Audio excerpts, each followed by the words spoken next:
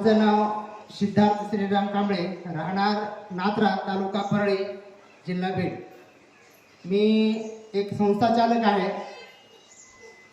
मी गेल्या वेळेस महाराज पारायणाला बसलो होतो मे महिन्यामध्ये, आणि त्यावेळेस तुम्ही मला आशीर्वाद दिला की सर तुमचं बिल 31 जुलैच्या अगोदर मिळणार आहे, आणि बरोबर 31 तारखेलाच मिळालं. हे माझा पहिला अनुभव आहे. दुसरा अनुभव असा आहे, माझे बंधू पोस्ट मास्टर दिलीप कांबळे यांचा गादी, जी कमराच्या मध्ये गादी असते ती निसटली होती. तर त्यांना ऑपरेशन सांगितलं होतं महाराज.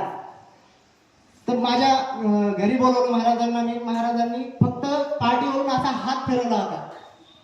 तर आज साहेबांचं ऑपरेशन कॅन्सल झाले महाराज. हा दुसरा अनुभव आहे. आणि तिसरा अनुभव आजचा तत्काळ, जे मी आपल्या येशीमध्ये आलतो महाराज. येशीमध्ये आल्या जी आपली 2019ला जी लॉकडाऊनमध्ये शाळा बंद पडली होती महाराज, त्या शाळेसाठी मी परळी तालुक्यामध्ये जागा बघत होतो. जागा मिळत नव्हती. किती 20 लाख 25 लाख असा हे भाव होता, तरी पण बघत होतो, पण जागा मिळत नव्हती. माझी आता 7वं पारायण झालंय. 7वं पारायण मधला 13वा अध्याय चालू आहे. तर 7व्या पारायणाला मी पहिल्यापासून एकच म्हणत होतो की माझ्या शाळेला जागा मिळावं.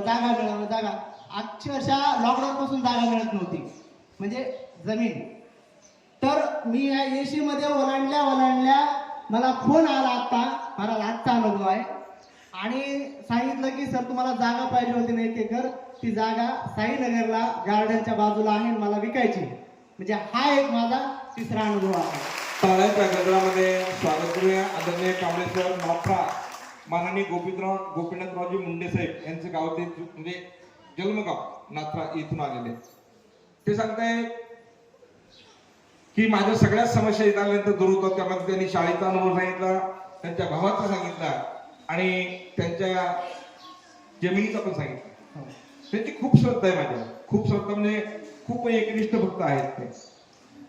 त्यांना ज्या ज्या वेळी आवश्यकता पडेल त्यावेळी ते, म्हणजे जुने भक्त आहेत ते, पण अजून डबल पारायणाचा नवीन पहिला 11 अध्यायाचा ग्रंथ होता, आता 21 अध्यायाचा ग्रंथ घेऊन पारायणाला सुरुवात केली. खूप छान चाललंय त्यांचं. आणि सर खूप छान होणार आहे अजूनही तुमचं. टाळ्याच्या गजरामध्ये त्यांचं स्वागत करूया.